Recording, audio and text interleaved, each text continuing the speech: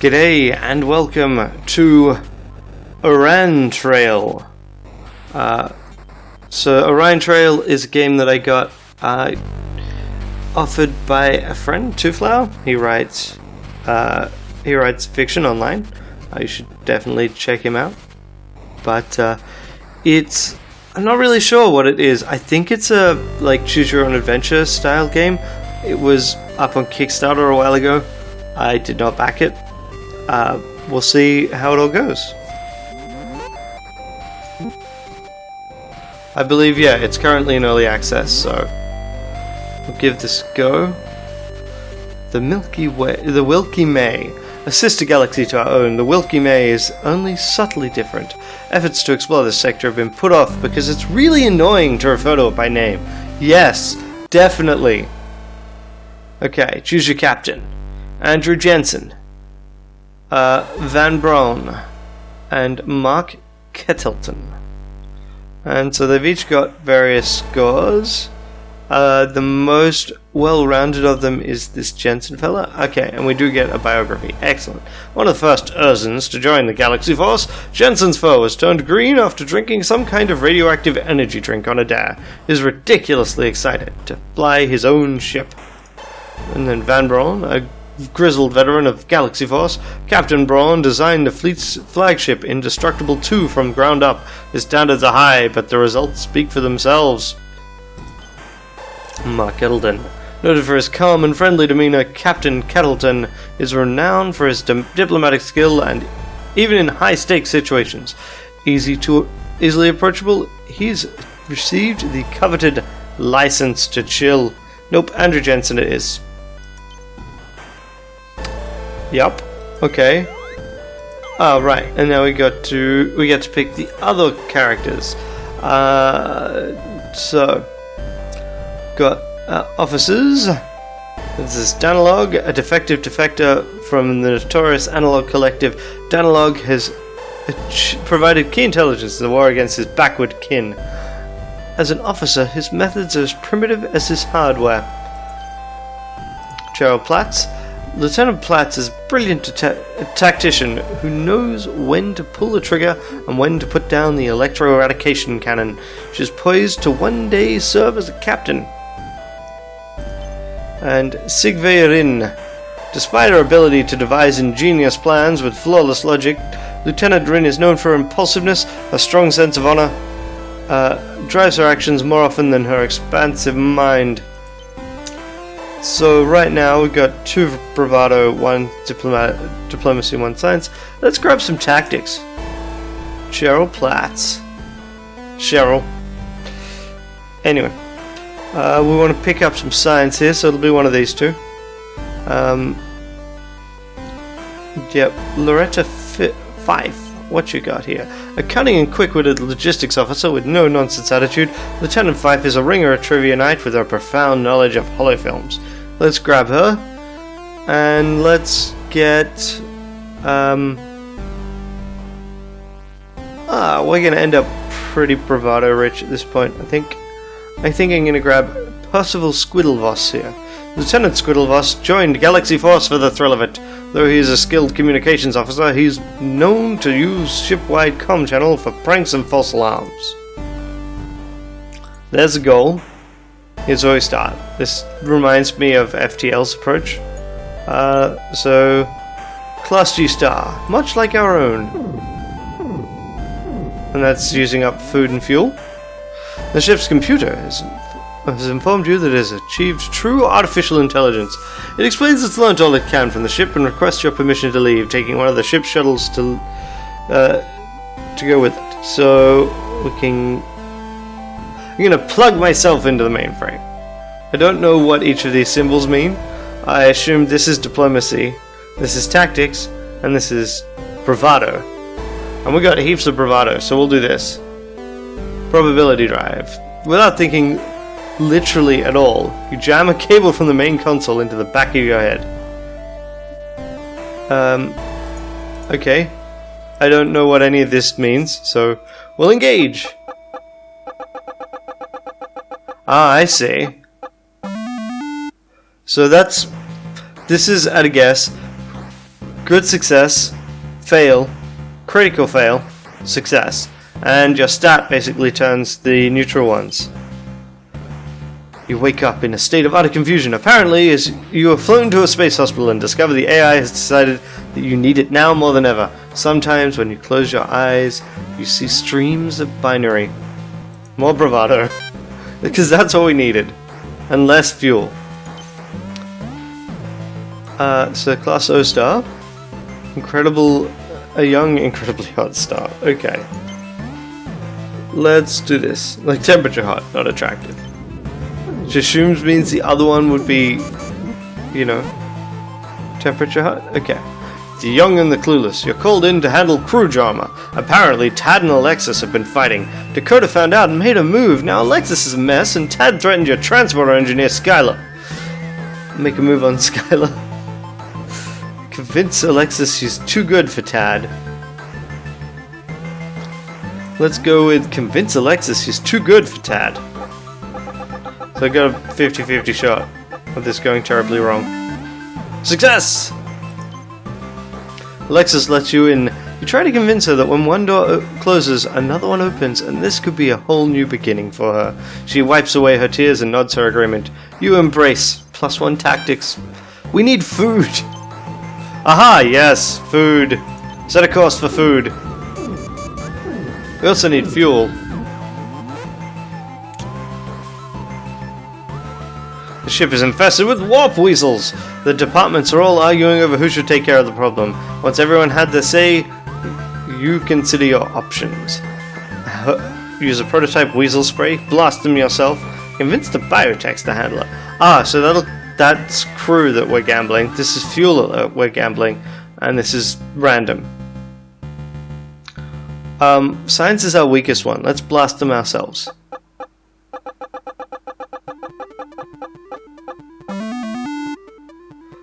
Mutter angrily to yourself as you exit the bridge, your blaster drawn. Fast, but you're faster. You chase the weasels through the holes of your ship, corner them in an airlock, and pressurize the chamber. Pop go the weasels. Your chef collects the remains. Your tactical officer is totally grossed out. We got food. Isn't that enough? More crew, more food. I'd also like more fuel. But that's, did not get us enough. A most bizarre bazaar. Hungry and curious, you dock with a Warp Junction bazaar, promising goods so far, and you'll swear they're theoretical. You approach a cart loaded with glowing vegetables, ready to get what you want. Let's go with... Ask about price matching. Ask me about price matching today!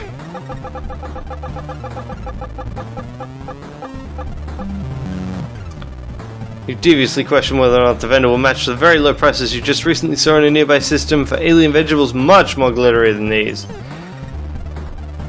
She firmly states she does not price match, but she's willing to trade purple ship fuel for her goods. As your scientists scramble to dye your ship's fuel purple, find out she uses it to make popsicles. Festive. I'm kind of screwed here. And I just can't make it to the goal then. Fists of strength. You pick up the broadcast as you pass a nearby warrior world. All are invited to prove their worth in the field of glory and win fabulous prizes, food, fame, lifelong friendships, death. You stroke your chin and consider the proposition. Heck yes, assemble the away teams. Choose your officers. Cheryl. Let's go find some food first. The team sets off to find some probably edible street food in the middle of all the revelry. The team arrives at... let's go for... I've got nothing that will help me here. Attack. Spiciest thing possible. Wow. Oh, I see. And then you just add the crew to it. And this will cost you crew, but you'll still succeed. Oh! Continue.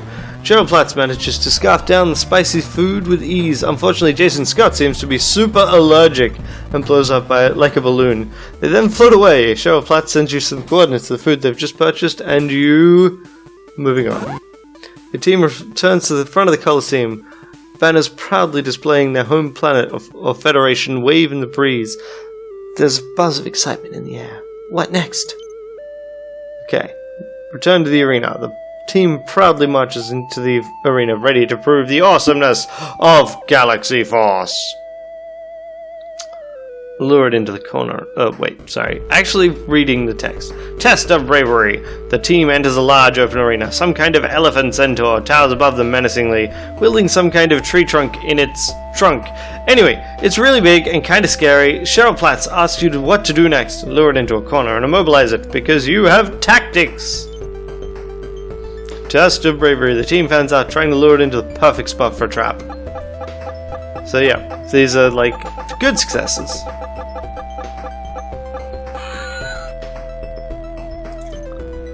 Now the team has set various tripwires inside of the corner, and they have pulled taut. The creature stumbles and falls, landing directly on Karma Blau. On the other hand, the crowd loved it. On to the next challenge. Moving on. Your team enters a gigantic labyrinth filled with what you can safely assume are dastardly traps and monsters. With no clear path forward, Cheryl Platts requests some orders. More tactics. Tell Cheryl Platts they've definitely trained for this and she should just suck it up and solve it old school. Ooh, that's bad. That's probably fatal. Clearly Cheryl Platts should have trained some more. They lead the team in circles for practically hours, traipsing into traps and hostile creatures all the way. After a few scrapes, Cheryl Platts eventually accidentally finds the exit. Let's finish this! Third and final challenge. Away team comes marching into the Coliseum one last time. What could that final challenge be? Test of ice cream? Mountains of what appear to be ice cream line the arena. Weirder still, there doesn't seem to be an obvious opponent. The aliens in the stand watch breathlessly. Save it for later, study it closely, or eat it! We're saving it for later. Don't want to get an ice cream headache.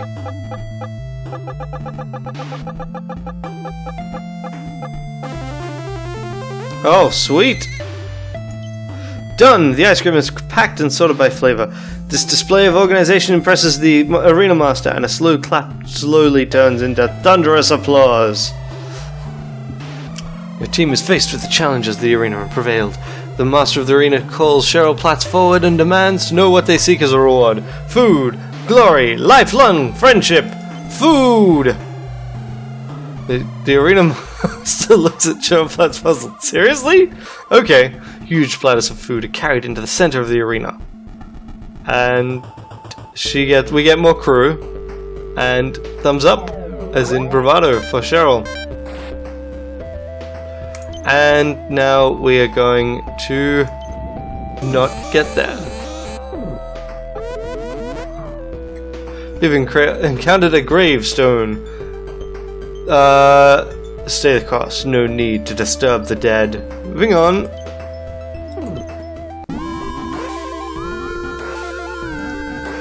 Congratulations, Andrew Jensen. You've successfully traversed the Kraholian Expanse. In a most daring expedition, Galaxy Force honors you the title Strategist Superius. Cool. And yeah, obituary, Jason Scott, and Karma Blau. And I like that it actually remembers exactly why they died. Okay, is that it? That's how it works. And then you get a new map each time. Home sector of the Ozons. It remains mostly uncharted by Galaxy Force. It'll be a tough task to bear. Bear? No, it's bear. Ah, right. And so your captain is kind of random each time. I'm going to go with a much more specialized crew. Let's go with science.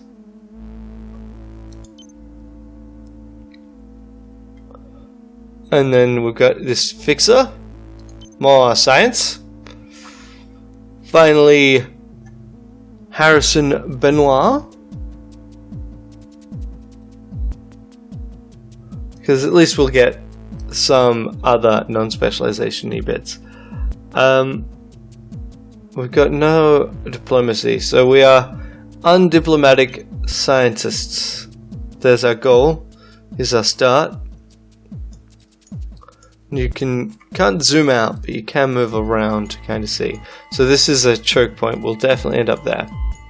Let's go here. Wait, this is food. This is random. This is something. Let's go to the class O star.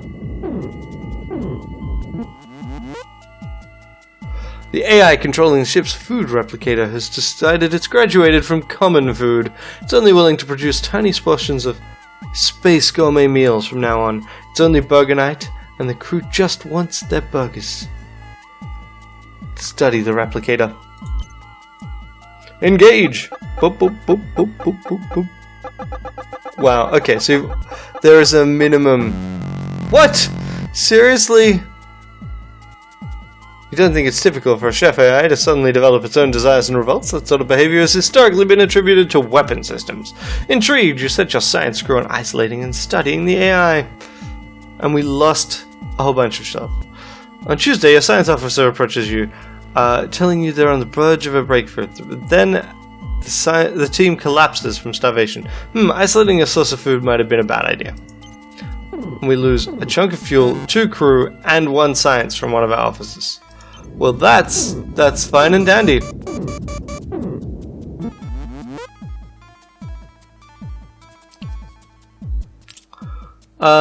Existential crisis. One of your ensigns has been reading too much metaphysical philosophy. They've started wondering loudly if they really exist, or maybe only they exist and everyone else is a figment of their imagination. It's freaking everyone out. Let's throw a chair to prove a point. We're not really likely to succeed on this. Could someone who didn't exist throw a chair at another person? Of course not. You can think of no better way to clear up these philosophical quandaries. So you grab the nearest chair and hurl it as hard as you can. You missed. Your chair hits a nearby airlock which sucks out several crew. Well, you failed to prove anything metaphysical. You did prove to yourself the existence of Galaxy Force paperwork that you now have to fill out. Asteroid belt. We're going to run out of resources, and I don't know what that does exactly. You've reached the asteroid field known as Orion's Buckle. Today it appears dense with asteroids of all shapes and sizes. Crossing won't be easy. Anything could happen in there. Engineer a compound to dissolve it. So obviously there is like a limit to how much you should bother with these. Yep, okay. Only asteroids dissolve into some kind of... the asteroids dissolve into some kind of space slurry. Before long, the squiggly rocks coalesce around a nearby planet, now nicknamed Orion's Waistband. You scoop some of the slurry up to study. Lose 50 fuel? Like... we just seem to lose resources every time we do something. Makes it really frustrating. Like... it does not seem like you can easily get to the other end at all without running out really quickly. And Dimensional Rift, your anomalicative wells to life, alerting you to a developing interdimensional rift ahead. This is your chance. Rifts like this are the pinatas of deep space. Be ready for anything.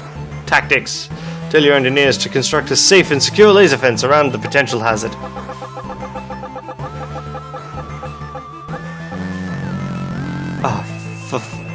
Okay.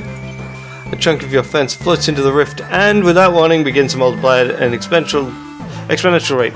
Your ship barely manages to escape the recursive fence-based carnage. You suspect you'll be getting an angry letter very soon, if we could even move from this place. Yeah, so we just lose our crew, and then we lose officers. Heck yes! Feat of strength. You. The fixer. Go find some food first. Moving on.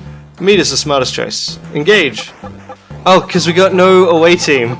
Because we got no crew.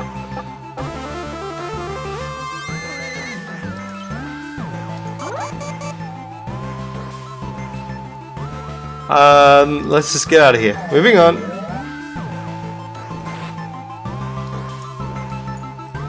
Let's see. We're just gonna die off pretty quickly here. We lose our food, and now dentist class starved to death. That's nice. Use prototype weasel spray. Boop, boop, boop, boop. We've still got plenty of science. All of the science. It will get us through this day. Okay. Remarkable, the spray has calmed the warp weasels and given them an impressive display of set of new properties.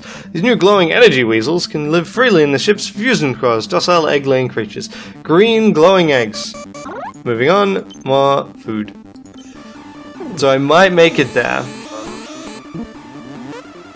Scan his shady dealer. Your communications officer tells you you're being hailed by an unknown vessel floating in deep space. The shady figure appears on the holoscreen, offering to give you repairs in exchange for some fuel. Scan his cargo hold.